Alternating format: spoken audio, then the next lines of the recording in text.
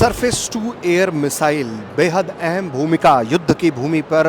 Surface to air missile अगर आपकी ताकत है तो दुश्मन को आप पर हमला बोलने के लिए 4 बार सोचना पड़ेगा। हवाई हमले करने की अगर वो फिराक में होगा तो उसे सोचना पड़ेगा, और इस तरह की ताकत भारत लगातार विकसित कर रहा है। बीडीएल ने कुछ और बेहद खास सरफेस टू एयर मिसाइलें तैयार की हुई हैं, और उसमें एक सरफेस टू एयर मिसाइल है कुशा। अगर कुशा की हम बात करें तो इसका रेंज 120 से 350 किलोमीटर तक है।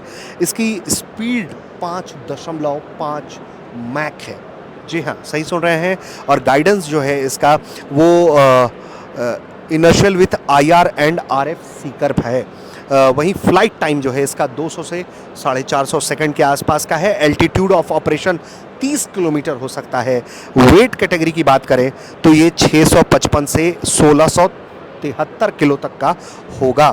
ग्राउंड सिस्टम जो है वो battle management radar, multi functional fire control radar के जरिए जो है ये इसका एक तरीके से ग्राउंड सिस्टम होता है। वहीं अगर हम बात करें इसकी, तो ये surface to air weapon system जो है वो तकरीबन कई वेरिएंट्स में आता है, और ये व्हीकल्स को आसानी से किल कर सकता है। इसकी जो यूएसपी है, हम अगर और आपको कुछ सरफेस टू एयर मिसाइलें दिखाएं तो उसमें अगली बारी है हमारे सामने आकाश एनजी की। आकाश एनजी काफ़ी ताकतवर नेक्स्ट जनरेशन, यानी कि Akash NG next generation surface to air weapon system जो है वो ये पूरी तरह से इंडिजिनियस है सरफेस टू एयर, ताकि एयर डिफेंस का कवर जो है वो भारत को प्राप्त हो सके। ये इसका रेंज जो है वो 3 से 30 किलोमीटर तक है आकाश एनजी का, अलग अलग वेरिएंट्स में।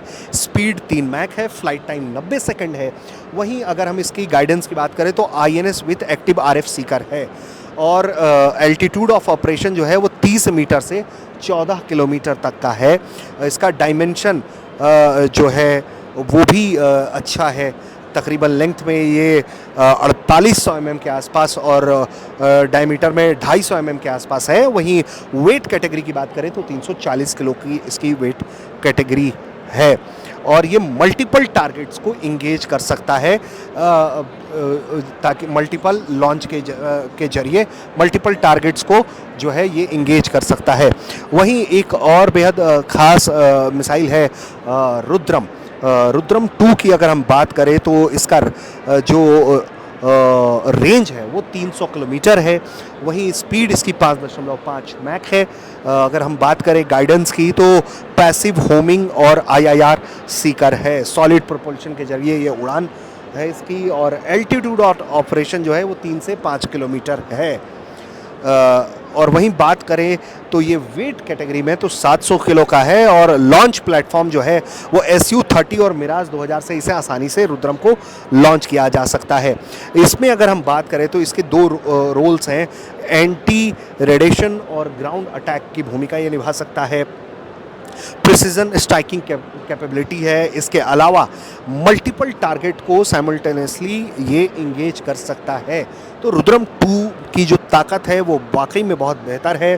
और जो रुद्रम 2 के बाद हम आपको दिखाएंगे वो है हमारा आकाश मिसाइल। तो आकाश के बारे में अगर हम बात करें तो ये short range surface to air missile system है, ताकि अलग अलग इलाकों को इसके जरिए मैनेज किया जा सके। इसकी रेंज तकरीबन 25 किलोमीटर है। स्पीड 2.5 मैक है। फ्लाइट टाइम 40 सेकंड का है, और कमांड गाइडेंस के जरिए जो है ये काम करता है। वहीं प्रोपल्शन 2 स्टेज सॉलिड प्रोपल्शन पर काम करता है। एल्टीट्यूड ऑफ जो ऑपरेशन है वो इसका वो 18 किलोमीटर के आसपास है। और वेट कैटेगरी की बात करें तो 720 किलो की वेट कैटेगरी है। और वहीं अगर इसके हम बात करें तो ग्रुप या फिर ऑटोनोमस मोड में ये ऑपरेट कर सकता है, और मल्टीपल टारगेट को इंगेज करने में इसकी ताकत है। ऑल वेदर और ऑल टेरेन में ये काम करेगा।